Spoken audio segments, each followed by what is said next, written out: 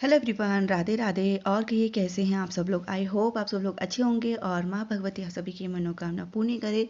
इसी के साथ आज का वीडियो स्टार्ट करते हैं। आज हम चर्चा करेंगे धनतेरस की कथा के बारे में कि धनतेरस के ऊपर ऐसी कौन सी कथा है जो सुनने से पुण्य प्राप्त होता है और हमें जानकारी मिलती है। तो चलिए देख लेते हैं।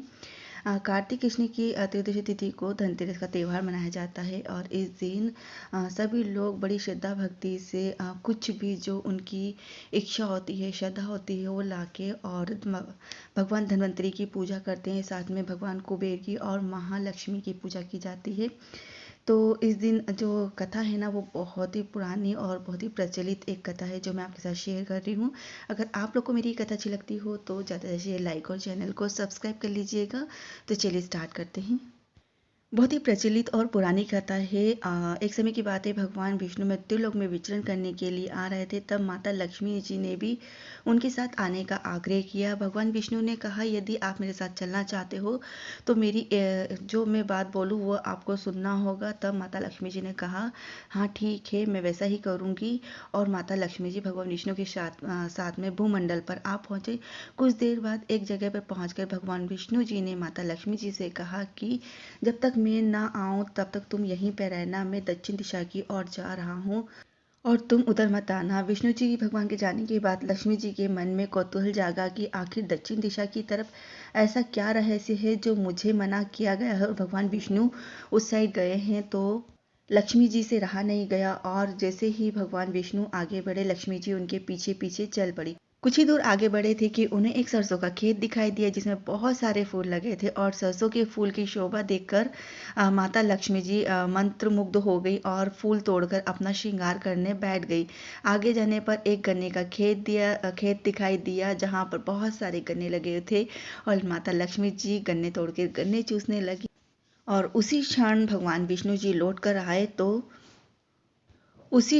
विष्णु जी आए और माता लक्ष्मी को देखकर उन पर क्रोधित होकर उन्हें श्राप दे दिया और कहा कि मैंने तुम्हें इधर रुकने के लिए कहा था, लेकिन तुमने मेरी आज्ञा का पालन नहीं किया है। साथ में ही किसान के यहाँ पर चोरी का अपराध किया है। इस वजह से तुम्हें श्राप देता हूँ। और भगवान विष्णु ने माता लक्ष्मी जी को किसान की 12 वर्ष तक सेवा करने का श्राप दिया। और इसी के साथ भगवान विष्णु जी उन्हें छोड़कर क्षीर सागर चले गए। और एक दिन माता लक्ष्मी जी ने किसान की पत्नी से कहा कि तुम पहले स्नान करो, फिर मेरे द्वारा बनाई गई इस देवी लक्ष्मी का पूजन करो और फिर रसोई बनाना। ऐसा करोगी तो जो तुम मांगोगी वो तुम्हारी मनोकामना पूर्ण होगी।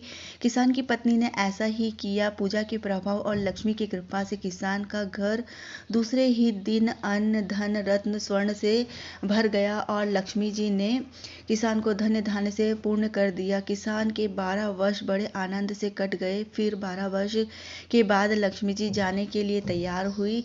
विष्णु जी माता लक्ष्मी जी को लेने आए तो किसान ने उन्हें भेजने से इनकार कर दिया।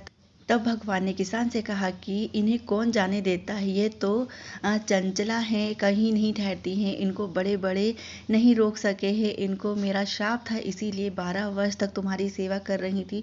तुम्हारी 12 वर्ष सेवा करने का समय पूर्ण हो चुका है। किसान हठपूर्वक बोले कि नहीं, मैं लक्ष्मी जी को नहीं जाने दूंगा।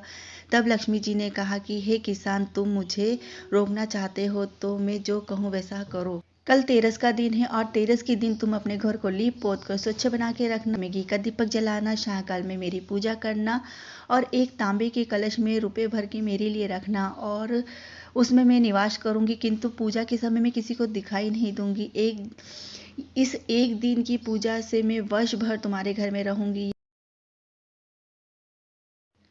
यह कहकर माता लक्ष्मी जी दीपक की लौ के साथ में चारों दिशाओं में फैल गई। और अगले दिन किसान ने माता लक्ष्मी जी के कहे अनुसार वैसा ही किया और उसका घर धन धान्य से भर गया। इसी वजह से हर वर्ष तेरस के दिन लक्ष्मी जी की पूजा होना अनिवार्य है, मतलब पूजा करना ज़रूरी है। तो ये थी माता लक्ष्मी जी और किसान की कथा जो मैंने आपके साथ कही धनतेरस के उपलक्ष्य में। आप लोग को मेरी कथा कैसी लगी कमेंट करके ज़रूर बताइएगा। फिर मिलती हूँ नेक्स्ट वीडियो में, तब तक के लिए राधे राधे।